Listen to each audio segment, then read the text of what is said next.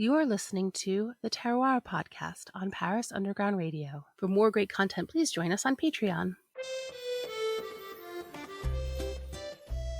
Did you know that if it weren't for monks and the English, we would not have champagne? Ooh, French people are gonna be mad about that. Welcome back to the Terroir podcast. I am Caroline Connor, otherwise known as Wine Dine Caroline. I am a wine expert and chef living in Lyon, France. And I'm Emily Monaco, and I am a food nerd and culinary tour guide and journalist based in Paris.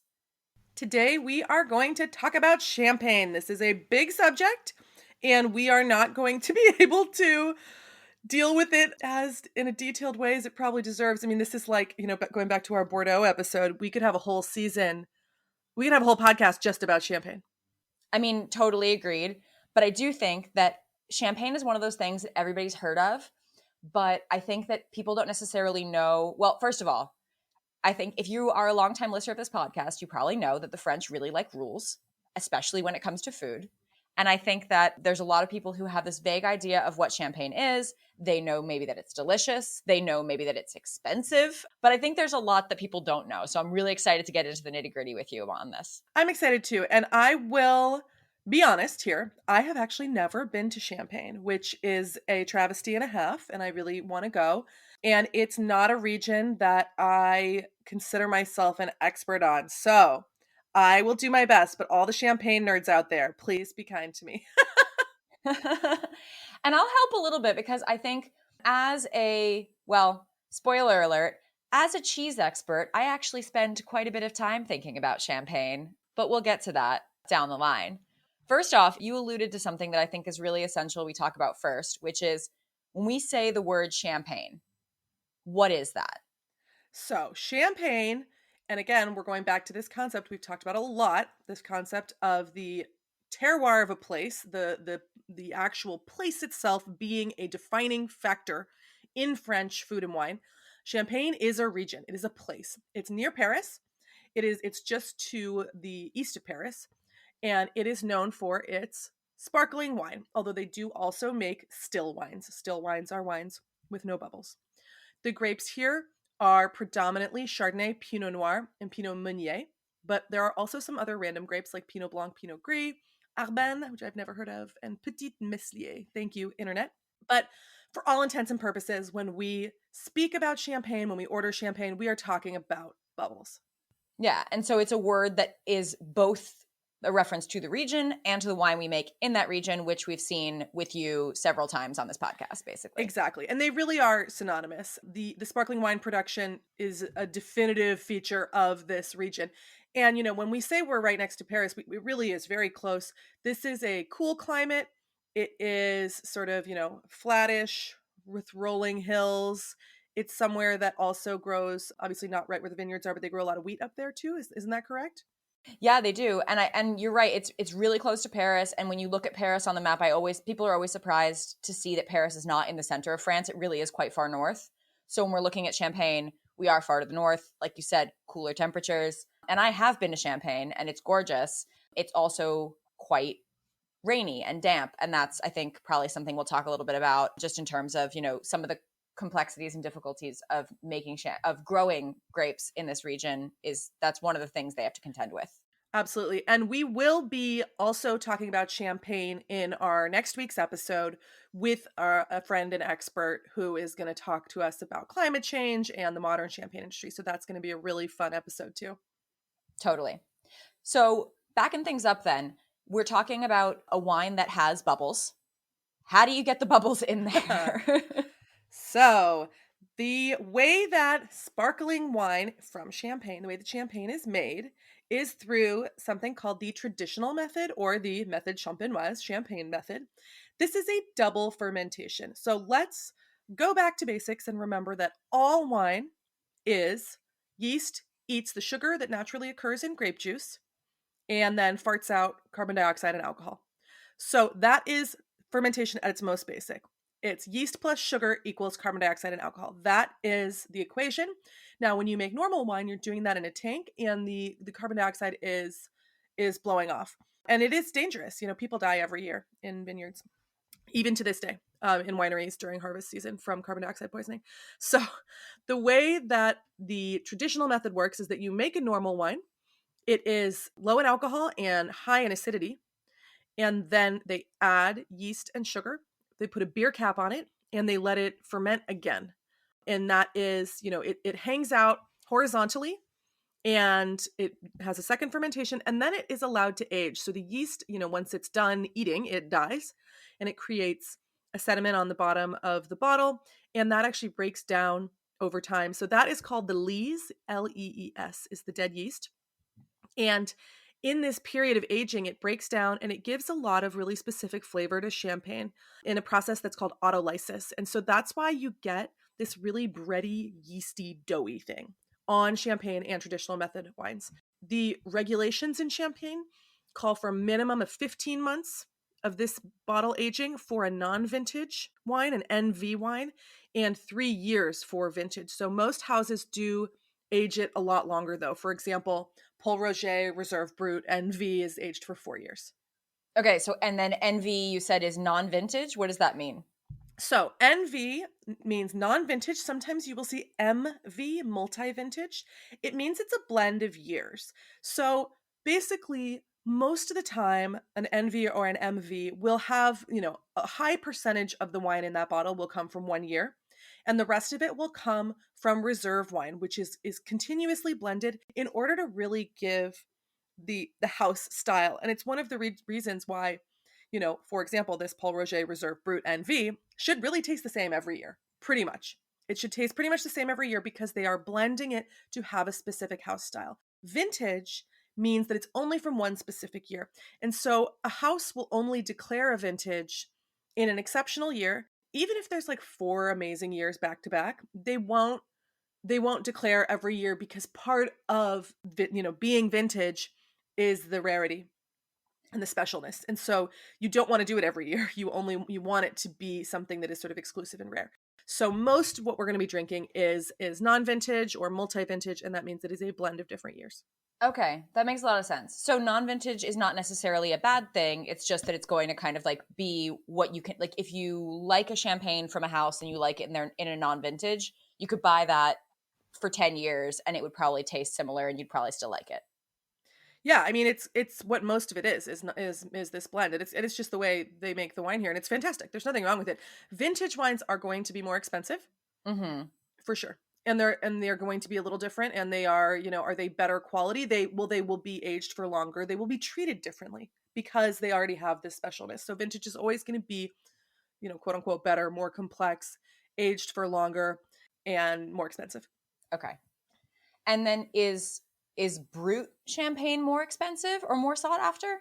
Okay, so let's break down this word brut. So once the wine has aged on its lees, right, they do this process called riddling. So this was actually invented by Madame Clicquot from Veuve Clicquot, the widow. And it's funny, because this lees, the dead yeast, is gunky. And back in the day, in the French court, you would get a new glass for every serving of champagne, so you didn't have to deal with the sediment that was at the bottom before she figured this out. So basically, if you've ever been to Champagne, you'll see these big wooden racks, and it's like a triangle of 2 planks of wood with holes in it. And we'll put a picture in the show notes. But that's a riddling rack. And basically what she realized is that you could get the gunk out without losing too much gas if you slowly turn the bottle and tilt it down into a vertical position. And if you just put it vertically, the sediment will poof back up into the wine, and it will basically, make it cloudy. So there's actually 2 different sort of layers. There's like a sludgy layer and then a really fine layer that will poof back up in and make the wine cloudy. So you have to do it really slowly. And so they give the bottle a quarter turn and then they tilt it down slightly. And then you do that over time, and the bottle ends up being vertical. And so, there are still little old men scuttling around caves doing this, but it is pretty rare. These days we do it in big machines called gyro pallets. And that is riddling. And then after we riddle, we do a thing called disgorgement. Okay. And I think, so that's something that you sometimes see on the bottle, right? Like the disgorgement date is on the label of certain champagnes. It is, exactly. Okay. So the disgorgement date is the date when they get the gunk out. So the bottle is now vertical. What you would do if you're doing what most people do, obviously there are still some people who do it by hand, but it's very rare. Most people do, they have an assembly line, and the bottles get dunked neck down in a like below freezing liquid like glycol, and it freezes the sediment in the neck. Then they pop it back up, they tilt it back up, pop it out, and then they top it up with a sugary wine mixture to reach the desired final sugar level.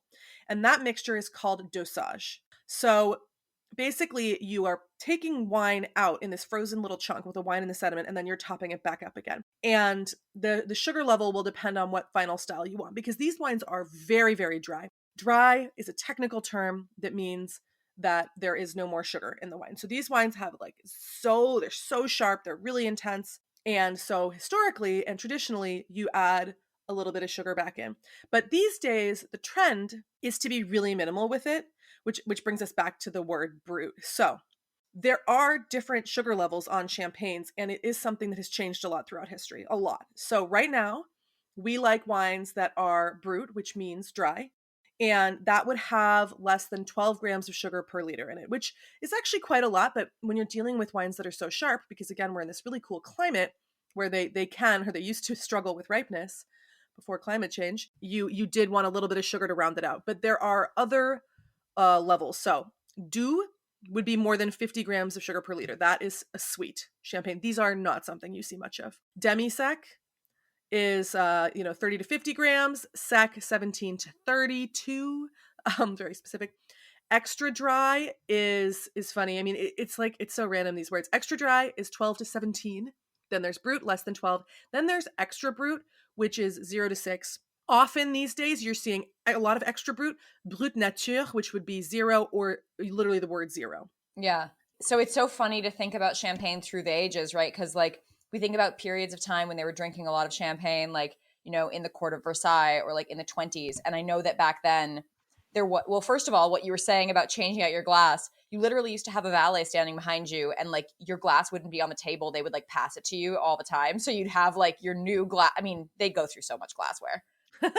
I would not want to be washing the dishes in the court of Versailles. Well, they had servants to wash it. Yeah.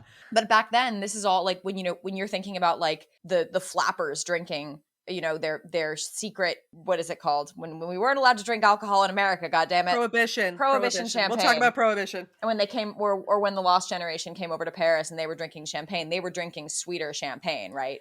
They were still probably drinking brut at that point. Okay. But brut is not going to be sweet. So this is important. Most of what you're going to see on the market right now is brut. Brut is not going to taste sweet, but it does have a little bit of sugar in the dosage. So I wouldn't worry about a brut wine being sweet. It really should not be sweet. It won't taste sweet, but it does have some sugar in it. Yeah, and that's where I get these really annoying. I'm sorry, folks, but well, you know what? I'm not sorry. As a journalist, I get a lot of press releases, and I can't tell you how many press releases I've gotten recently about low sugar wines, and it makes me really angry. Yeah, it's annoying, and it's marketing nonsense. Like most wine is low sugar because the yeast ate all the sugar. Right. But we do have this trend now of extra brut and brut nature, and I think that obviously we have the natural wine trend, but brut nature and natural wine are not the same thing, right? No, extra brut nature, and 0 are all going to mean that there's no dosage. There's no sugar level. There's no sugar in it. Okay. And those are trendy right now. We talk about this a little bit in our next week's episode. A lot of that is because of climate change. In the past, you would be harvesting a lot later, and they really struggled to get ripeness because it's a cold region, right? And so the wines needed the sugar, they needed that boost of body and flavor from a little bit of sugar. And, now obviously it's a lot riper. They're not struggling with ripeness anymore.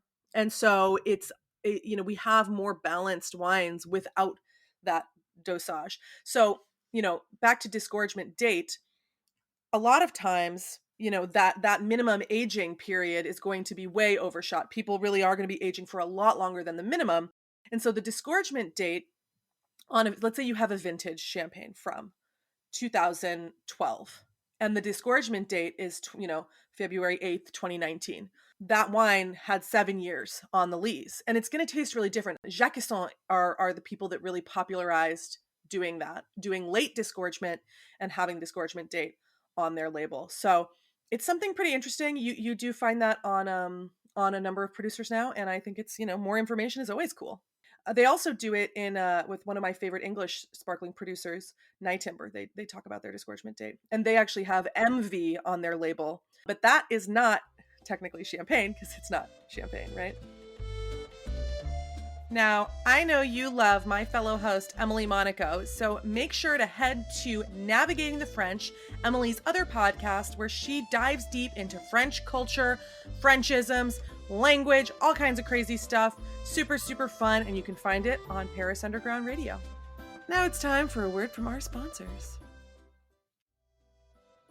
And now, back to the Terroir podcast. So that was going to be my other question. So like if you were talking about the three major grape varietals, so let's say like you're in California and you're growing Pinot Noir grapes and you vinify them exactly the same way as they do in Champagne, or honestly, let's say you're in Burgundy and you grow the same grapes and you're not even that far away, you're still not allowed to use this word champagne anywhere on your label, right? No, you can't because of the AOC system. It's protected. But recently, literally, like I think it was 2021, Russia was like, yeah, no, fuck you. And now Champanskoye, I don't know if I'm saying that right, but the Russian word for champagne, which refers to champagne, which, we're going to talk more about the Russian market, was always really important. Now only Russian wines can have that on them, and French wines have to say. And they did used to be able to say method champ, like people who are doing sparkling wine in the same way were saying champagne method. Yeah, and you can say that. Okay. Yeah, you can say the champagne method, but you just can't slap champagne on the label. Right. In America, there are two brands that say champagne. That's like Cook's and Korbel. And that's due to some weird like legislation in the early 1900s loophole. But like those are super cheap and no one's going to confuse them. But yeah, that's a funny one. That was a fight that was lost a long time ago. But so there's like those two brands. I'm like, right? Cook's champagne. Is that what it is? Yeah. And I think there's even some that like, so champagne, obviously we've talked about this, the champagne AOP, they have a lot of money. And I've heard of them going after like body wash, like places that use like things that use the word champagne when there's nothing to do with champagne. And so now you do often see, I think, people saying traditional method to avoid putting the word champagne and possibly getting a strongly worded letter from Champagne or something that they're not supposed to use that word. Oh, that's funny. Yeah. So it Korbel and Cook's do say champagne, but they say California champagne, and it really goes back to old. I think it's like pre-prohibition legislation that allowed those two to slip through, which is funny. Okay. But yeah, you definitely can't call anything else champagne because again, it's a system. So you did mention Burgundy. Burgundy does make a champagne style wine called Cremant, and I think we have mentioned Cremant before. Cremant is a traditional method sparkling wine made in another region of France that's not Champagne, using local grapes, and the minimum aging period is 9 months for that. So they do tend to be a lighter style, simpler. They're lovely though. I drink a lot of Cremant. Yeah, and so you see like Crémant de, and then the areas like Crémant de Bourgogne. So for Burgundy, Crémant de Loire, Crémant de Bordeaux, Crémant de everywhere. Yeah, the ones that you're most likely to see are Bourgogne, Loire, and Alsace. And Alsace, yeah. Yeah, and Limoux from Languedoc. Okay. Yeah. But I think Loire, Burgundy, and Alsace are the big ones. And I did just double check because I was trying to figure out where I got this idea of method champenoise not being allowed. And so basically it's a weird, strange, like if you're using the word method champenoise, you're not allowed to sell your wine in the European Union with that label on it, but you are allowed to sell it elsewhere. So like you would have to make two labels basically if you wanted to use the word method champenoise. So there you go. Rules. We love them. We love them. All right. So we have champagne. We have method champenoise or traditional method, which is the same thing, which is a wine that's made like champagne, but in a different region. Where does pet nat fall into all of this?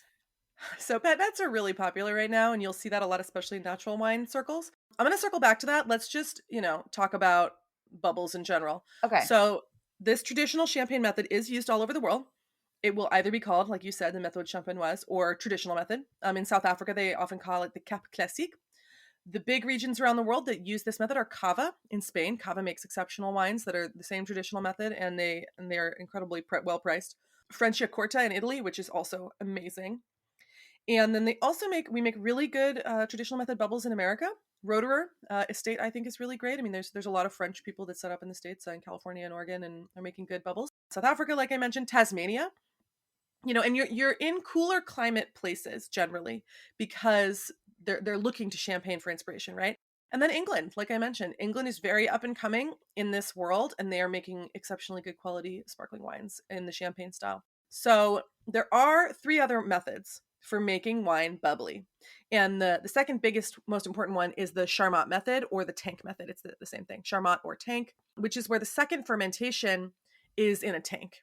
So instead of doing the second fermentation in a bottle, you're doing it in a pressurized tank. This is the method that is used in Prosecco. It is cheaper. It's cheaper to do, obviously. It's cheaper than dealing with all those bottles, and I'm going to turn them and do this and that. And it's really good for aromatic grape varieties. So Prosecco, the grape is Glera. They do it a lot in Germany. The Germans drink a shit ton of sparkling wine. And their local wine is called Sekt. And that's usually made from Riesling. Or from, a blend of aromatic white grapes. So this method is good for that because the whole thing that the traditional method does is give you this yeasty, bready, doughy funk, which is great. But for something that's really aromatic and fruity and floral, maybe you don't want that. You want the aromatics to be fruity and floral and sort of more straightforward. And so, the tank method is not bad. It's just different. And then, the wine gets piped out of that tank and directly into bottles. Then there's pet nat. There's the ancestral method, which is what you're using when you make pet nat. Pet nat is pétillant naturel, and it's a single fermentation. So the wine is actually bottled before it's finished fermenting, leading to some light fizz. And those are lovely. And that's a fun way for a winemaker to play around with bubbles without having to invest in all the infrastructure or outsource it. A lot of Cremant, for example, in Beaujolais, a lot of my favorite producers make a Cremant de Bourgogne, but they're outsourcing, that second part to someone else because they don't have the gyro palette, they don't have the space to age those bottles. But so a pet nat is a fun way to make bubbles without having to invest in all that infrastructure. And then the final method is to carbonate. People do carbonate wine, but this is not something that would be done in any quality wine or in any kind of AOC region anywhere. So people do it though. So where might you find carbonated wine? I mean, like the cheapest bubbly wine, that has no designation could totally have been just carbonated. And can you get a different? Do you get a different bubble quality? Girl, I wouldn't know. I've never had that. No, I didn't mean with carbonation. I mean between is the bubbles feel different, right? If they're come from the traditional method versus the pet nat method or something. Pet nat definitely is going to have less pressure. Okay. It's going to have less pressure. And I'm not sure about the tank method probably is the one that keeps the most pressure because the whole system is under pressure.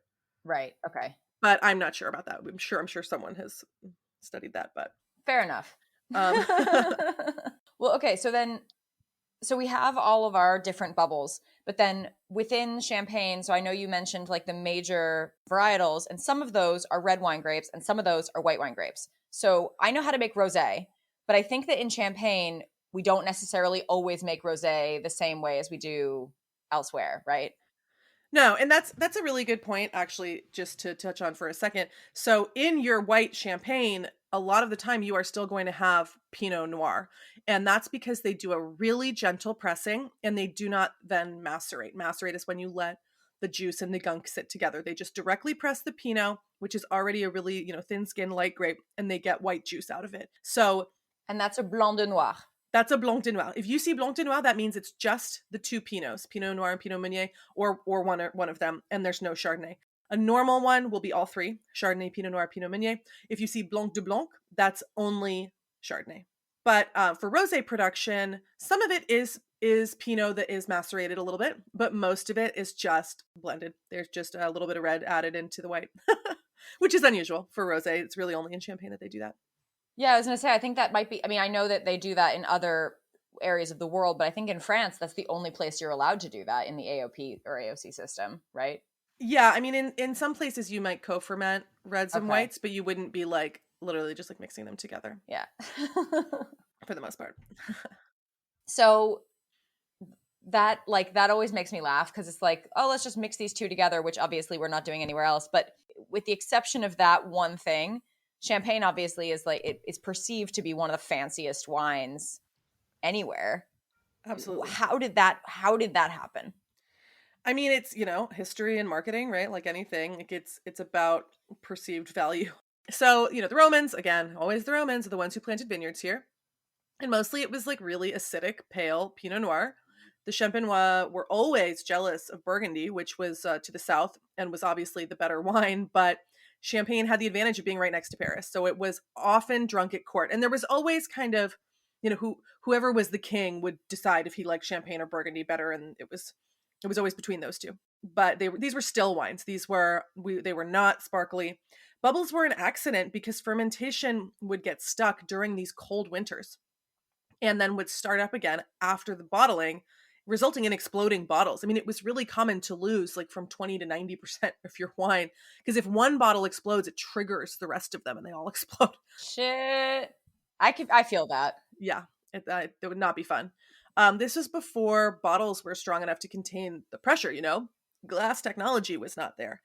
So, this whole legend of Dom Perignon, he did not actually invent bubbly champagne at all. He really worked hard to avoid it, but he was a dedicated, viticultor and vigneron who improved the quality of champagne at this time, which was in the 1660s and after that. This was someone who really, as all the best monks are, was a scientist, wrote down his observations, and was certainly an important figure in improving the quality of champagne.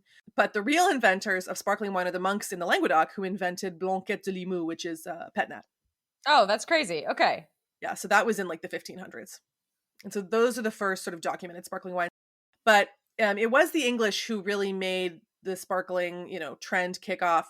They, in France, it was a mistake, and it was something that was kind of embarrassing. The English would buy it by the barrel and then bottle it in England, and they actually liked the bubbles. They were like, oh, that's interesting. And then an English scientist, Christopher Merritt, in 1662, figured out that if you add a little more sugar in it, and, they had access to sugar, they had access to sugarcane with, the trade with the Americas, and all their plantations. And so they're like all of a sudden playing with sugar for the first time. And they realized that they could keep that second fermentation going and make more bubbles. Glass bottle technology also really came out of England, from like Ravenscroft was one of the manufacturers, although it really wasn't even perfected until the end of the 19th century. So glass bottle technology is really, I think, an important limiting factor to this style of wine. It didn't kick off in the French courts until Philip II became regent in 1715. So the English were into it a good 50, 60 years before the French got on board. In the 18th century, we see the houses cropping up. They're buying grapes from the growers and developing this like particular economic model, right? And so this is when you see like houses like Moët Chandon, Louis Roederer, Piper Heidsieck, Tattinger. These all started up in the 1700s. And that's kind of an interesting thing to note, like what you just said, this idea that I think we've talked about cooperatives in other episodes of the podcast, but often when we think of a winemaker, we think of someone who like grows their own grapes and then vinifies them, but that's not really what we're seeing in Champagne. No, and these are not cooperatives. These are négociants, basically. So these are people who buy grapes and then make wine. And they had a lot of power, and they were rich people. They were merchants. They're doing a lot of trade with Russia and with the UK, but they're trading to royalty. This is stuff that was for rich people always. It was really something for the court. And at this time it is sweet. It is definitely sweet. They are really embracing that. They're adding sugar to it, and people love it. In 1848, a London wine merchant actually asks to taste Perrier-Jouet's 1846 vintage without sugar, without the dosage. And nobody liked it. And they sent it back, but he was curious. But then in 1857, there was a really ripe vintage. And so the champagne merchants actually decided to experiment with it. And so they sent it over to London, and people really liked it. And that was when the British merchants started to get a taste for the Brut styles. Brought to you by Little Africa and Paris Underground Radio, Life in Diasporas is a new podcast that explores African history and culture throughout Europe. Now it's time for a word from our sponsors.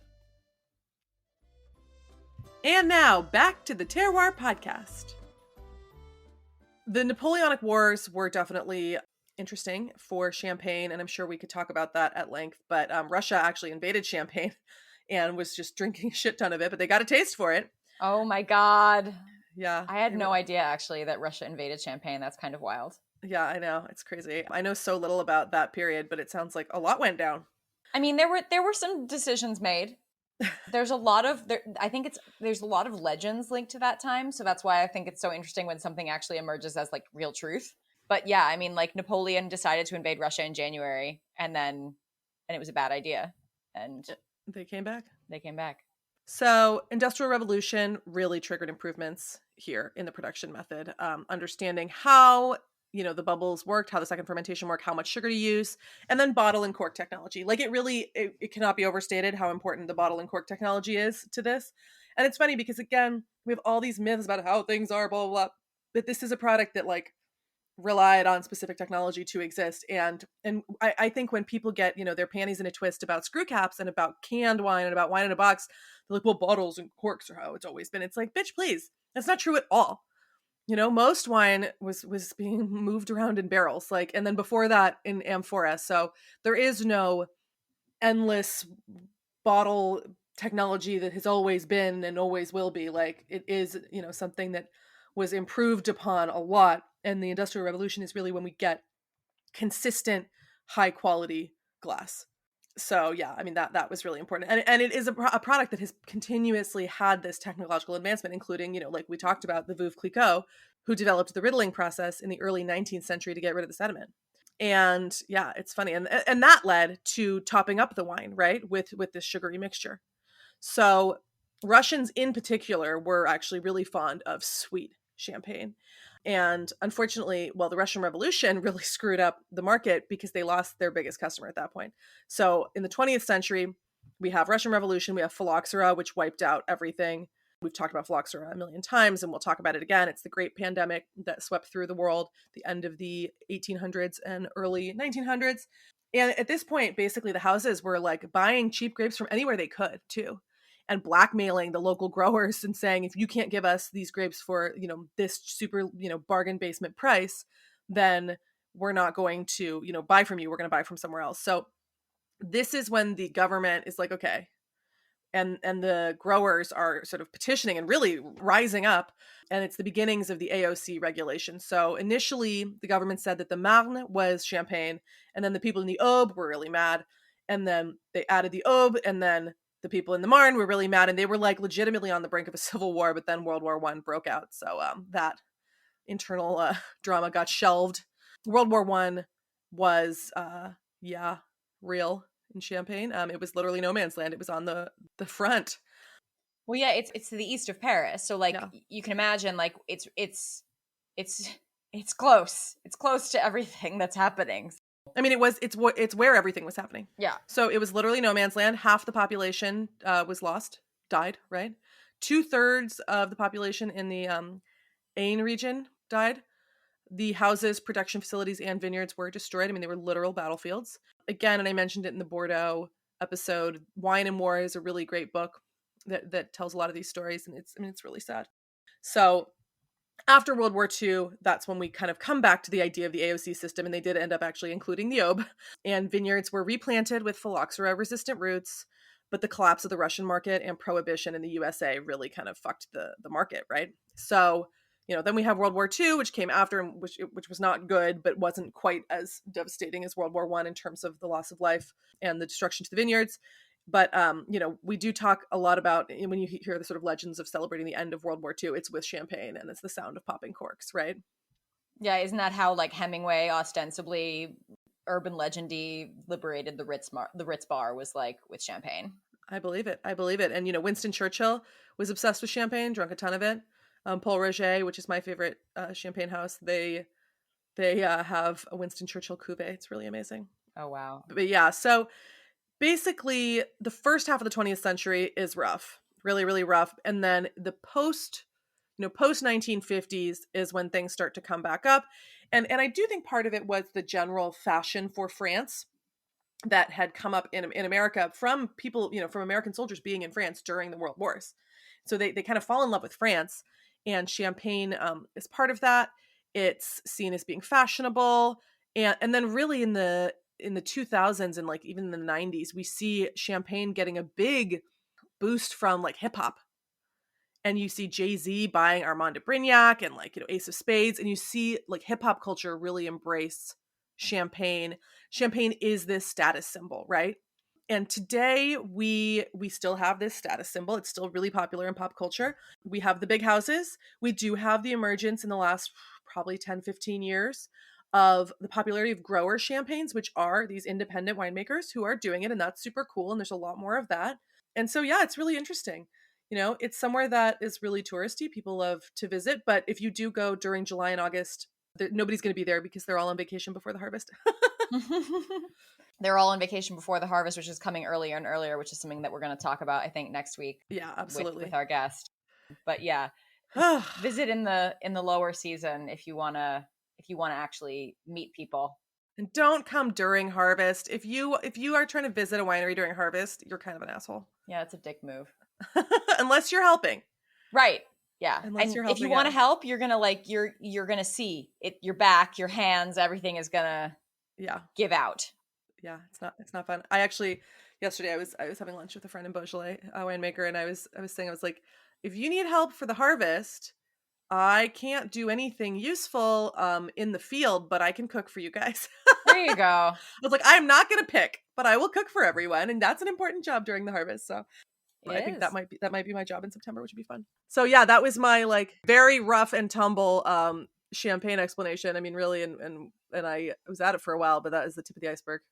No, but I think that, like, as you said, with our Bordeaux episode, and again with this, like, these are things that we can definitely go deeper in, and hopefully, if you're listening, if you're interested in what we're talking about on the Terroir podcast, like maybe down the line, once we've hit more regions in France, maybe we'll circle back and talk a little bit more about some specificity. But I think that was a really good overview of like understanding just how and why this wine came to be so fancy and beloved. But I think one of the reasons I love it is not because it's that I like fancy stuff, but only if it's also delicious, and champagne is. And specifically for my purposes, I love that champagne goes with pretty much any food. Like, it's very hard, even like junk, like champagne and Cheez-Its is delicious. Champagne is so good with junk food because junk food is greasy and the bubbles and the acid cut through the grease. Yeah. Or the fat, any fat as the case may be. And it's not that there's a couple local specialties in Champagne that are very fatty without necessarily being greasy. And they're, of course, my favorite things to talk about, which are cheeses. So generally speaking, and I say this a lot with people who are like worried about pairing wine and cheese, is like, that whole idea of like what grows together goes together also often applies to like the wine and cheese that grew up in a region. They'll often be happy together. And that obviously holds true with champagne. There's a couple of local specialties that are really worth talking about. One of them is Langres. Langres is like a little cylinder-shaped cheese that's like quite orange in color. And generally speaking in France, if you see a cheese that has an orange rind, it's going to be a member of the washed rind family. And the washed rind ones are the ones that smell like socks. They're the ones that like you don't want your trained neighbor to have a washed rind cheese sandwich. I don't like them. I know you don't. I really think I need to like, I don't know, desensitize myself to them, but I can't. I mean, I don't know. I mean, we gotta eat them together, I think. We do have to eat them together. I think there's one from Burgundy called the Abbé des Citeaux, which is made, as most delicious washed rind cheeses are, by monks. Obviously we're in Champagne, but that particular cheese is like not terribly footy. So I feel like it's a good one to like desensitize yourself with. Langres isn't that stinky, generally speaking. Often the brightness of the orange color actually can often come from annatto seeds rather than from the actual washing. But it's a cheese that comes from the Marne, so kind of like between Champagne and like Burgundy. It was the home of Diderot, who was like an Enlightenment era philosopher. He wrote this encyclopedia that was supposed to like give people access to knowledge, which meant that you wouldn't have to like go through the church to learn stuff, which is awesome. But he was from this area where Langres had been developed in the 18th century by Dominicans. And one of my favorite Langres that you find here in Paris is at this award-winning Meilleur Ouvrier de France cheese ager, and it's actually washed in like a plum liqueur, which is made from yellow mirabelles, so it's a little fruitier. And you can even wash it in Marc de Champagne if you're feeling even fancier, which I think is like a local grappa. Is that right? Yeah, basically. So Marc is the grape gunk that's left over. It's like all the solids, and often people will make a distilled product from that. And so Marc de Champagne is an eau de vie, a liquor, a spirit, made from the marc of the champagne grapes. Okay. And with Long specifically, one thing that's kind of cool is that because it's like this barrel shaped cheese, but they don't actually. So usually cheeses have to be flipped regularly. And that's actually one of the reasons why monks are so good at like the cheese making process. There's like a lot of repetition over the course of the aging of the cheese. And a lot of orders of monks, like the Cistercians, for example, like there was that kind of like almost like meditative, like do a boring task and pray while you're doing it. So like cheese flipping is a really good like Zen in the art of cheese flipping. It's like pray all the time. Sounds very meditative. Exactly. Meditative. Uh-huh. But Long is not actually flipped that often. And so it develops asymmetrically, and you'll have the top part is kind of concave, which means it's the perfect little crater that you can fill with either Marc de Champagne or champagne itself. And then you have like cheese and wine pairing in the same dish. I'm not sure how I feel about that. I mean, it sounds like a good way to like end a drunk meal. Just like pour some spirits onto your cheese and hope for the best. Yeah. It's a little bit, we've talked about pocket cheeses on this podcast before. I do feel like it's a little large as a pocket cheese, which makes me wonder if you can't finish your cheese filled with Marc de Champagne, that feels a little wasteful. So you would kind of have to be drunk to be like, I can eat a whole Long by myself right now.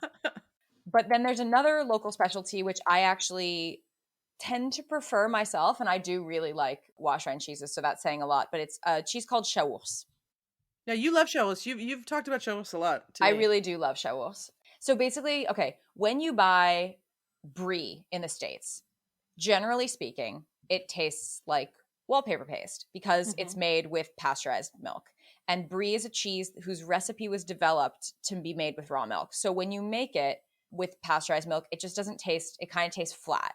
And so a lot of brie producers in the States or producers of brie in France who are not part of one of the two brie AOPs who know they're exporting to the States will actually turn brie into a double cream cheese. So they'll reinforce the milk that's used to make the cheese with cream. You're not allowed to do that in the brie AOP, but you are allowed to do that in the Chaours AOP. So it's reinforced in cream. It's got like it's like another little barrel shaped cheese. It's very tall and quite narrow, and so you end up with three distinct textures. Kind of in the middle you get this like really fudgy creamy texture, and then you get like more of a runny brie style layer right under the rind, which is a bloomy rind, so like a mushroomy rind. And I often find bloomy rinded cheeses to be one of the toughest to pair with wine.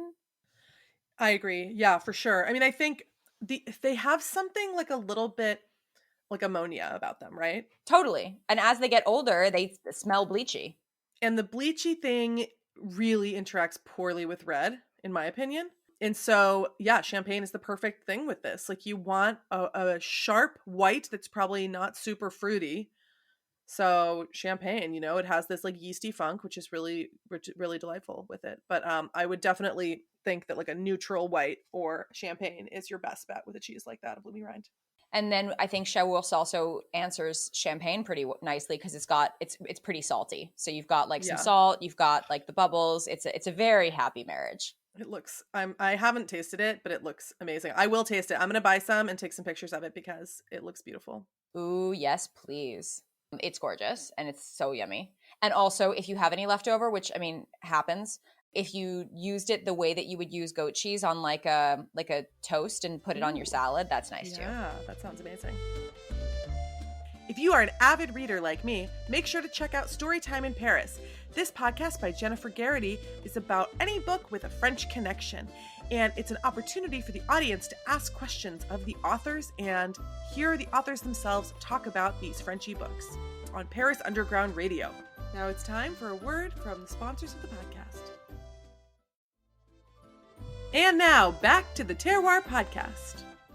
And then for dessert, if you wanted some dessert, there is a local specialty that dates back to the end of the 17th century called the biscuits de Reims. Often in France, you'll see them called pink biscuits or biscuits roses because they are indeed pretty bright pink. Like they're you know what they are? They're like millennial pink. They're like almost bubblegum pink. Wow. Which is, one of these urban legends where you're like, it's a mistake. And I always take issue with someone being like, I accidentally invented this thing and now it's like a, chocolate chip cookies. It's like, I don't think that was a mistake. But this mistake apparently was this local baker who wanted this part I maybe believe. He basically, when you heat up your bread oven, it gets very, very hot and it holds on to heat for a long time. And we do see throughout time people trying to make use of like the leftover heat. So often this task falls to the bread baker's wife, who is the boulangère instead of the boulanger. If you're interested in the root behind that term, check out my other podcast, Navigating the French. Sorry, shameless plug, where Alice Quillet, who is the founder of 10 Bells Bread here in Paris, which is my absolute favorite sourdough bakery, talks about why the word boulangère, which is just the feminized form of boulanger, these days in France, should mean a female bread baker, but actually means the bread baker's wife. It is still in the dictionary as saying that, which sucks. But basically, when you see dishes that are à la boulangère, it's the bread baker's wife trying to find ways to use the leftover heat in the oven. So we have dishes like potatoes boulangère, which is like a roasted potato dish of like use the residual heat in your bread baker's oven to make your potatoes. And people in the local village might have brought like, oh, their chicken, or like my mom actually in the 80s in Paris brought her Thanksgiving turkey to her local baker and was like, can you like pop this in your oven at the end of the day? And he roasted her Thanksgiving turkey for her. I love that. I bet that was hard to find a turkey because even today it's hard to find a turkey for Thanksgiving here. Well, yeah, because they're all raising them for Christmas time. I remember when I first moved to Paris 15 years ago and I was looking for a turkey and they were like, ah, yes, for American Christmas. And I was like, sure, yeah, American Christmas, a month early. But this particular biscuit was indeed invented.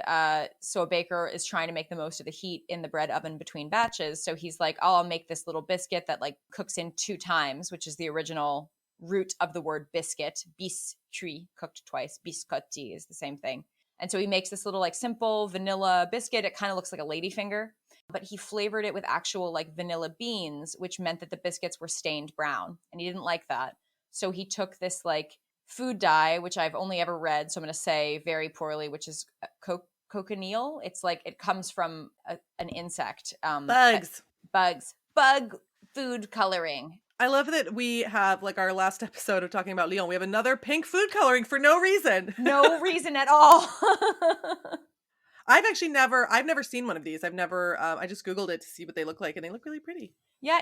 So it's interesting because you're obviously in Lyon, which is it's not the South, as we've discussed, but it's further to the South from where I am in Paris. And I can find these pink biscuits in my local supermarket, like packaged the way that you would ladyfingers. So I think it does just show us that, Champagne is really close to Paris.